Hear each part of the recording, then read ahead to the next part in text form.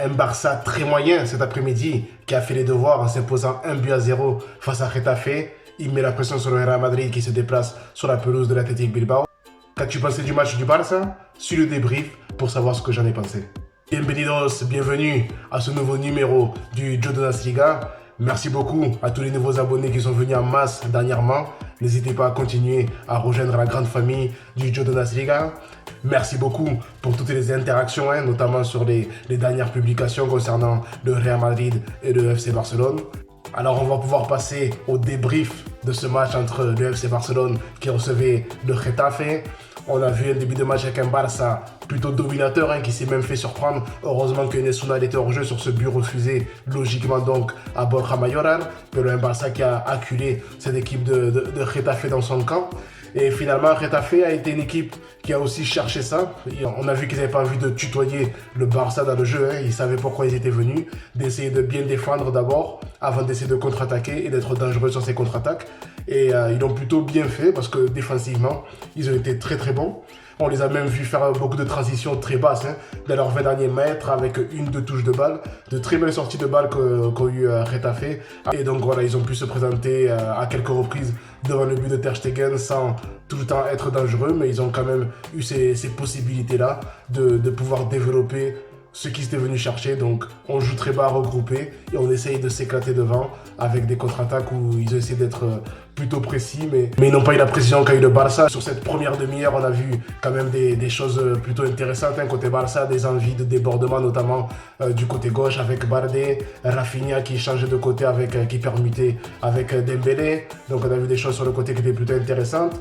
Ansu Fati, dans la foulée de son match en coupe où il était plutôt bien rentré, il a pu profiter de l'absence de Lewandowski pour être titulaire à la pointe de l'attaque.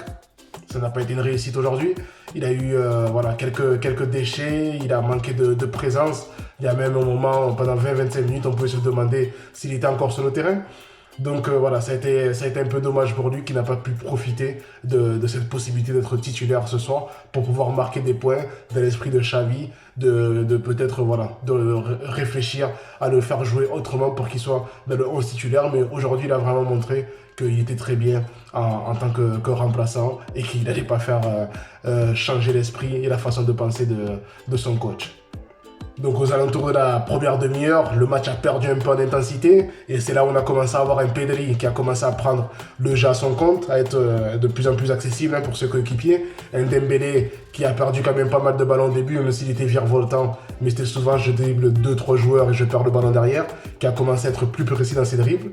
Et finalement, c'est sur une sortie de Getafe qui voulait relancer le jeu de manière propre vers une contre-attaque qu'il y a eu cette récupération du Barça qui est encore face à Madrid, comme face au Real Madrid le dimanche dernier. Ils ont réussi à trouver cette verticalité pour castiguer, pour punir finalement le Getafe sur cette action-là. Donc on a vu Rafinha de suite trouver cette profondeur et ce centre vers Pedri qui a pu ajuster le gardien, donc Soria, au point de pénalty quasiment. Donc ça a été intéressant de la part du Barça de pouvoir sanctionner ses adversaires de la sorte. Ça peut devenir une marque de fabrique et leur permettre de consolider leur place de leader et de gagner certains matchs qui sont très difficiles, comme celui d'aujourd'hui, où ils ont eu du mal finalement à passer la seconde. On a vu une seconde mi-temps où c'était pas Disneyland, c'était très soporifique, la deuxième mi-temps qu'on a vu. Donc il y a Baldé qui est sorti, il y a Alba qui est rentré notamment, mais qui n'a pas réussi non plus à trouver le rythme pour beaucoup déborder. On avait une équipe qui avait du mal au milieu de terrain à faire certaines transitions. Dembélé a fait beaucoup de mouvements, que ce soit individuel ou essayer de se montrer, mais il a souvent aussi été malheureux dans le dernier ou l'avant-dernier geste. Et Ansu Fati qui a été retrouvé peut-être à la 88e, 89e minute. On a pu le revoir, mais avant, il n'a pas fait grand-chose non plus dans cette seconde période. Donc Getafe a quand même joué plus haut, s'est créé quand même des occasions avec toujours un Ter Stegen qui sait se montrer très bon dans les face-à-face. Il en a réussi un en fin de première mi-temps face à Borja Mayoral. Et encore en seconde période, il a arrêté les ballons qu'il fallait pour ne pas mettre son équipe en difficulté. Donc, parce qu'avec un match nul, ça n'aurait pas été un scandale non plus, parce que le Barça a eu beaucoup de complications ce soir pour faire le jeu. Donc, ça aurait pu leur coûter des points face à une équipe avec un meilleur rang au niveau de la Liga, comme une équipe comme la Real Sociedad, une équipe de ce type. Mais voilà, aujourd'hui c'était Getafe, ils ont fait les devoirs. On va voir la suite, avec quelle dynamique ils vont revenir pour les prochains matchs. Mais en tout cas, le Barça s'en sort très bien aujourd'hui. Et donc cette victoire 1-0 leur permet de mettre vraiment la pression sur leur rival. On se revoit très bientôt donc pour le débrief du Real Madrid qui lui se déplace à San Mamés. Ça va être très très très compliqué pour eux. Mais impossible n'est pas madrilène, on dira, avec l'ADN qu'ils ont montré face à Villarreal cette semaine, en menant 2-0 et en s'imposant 3-2.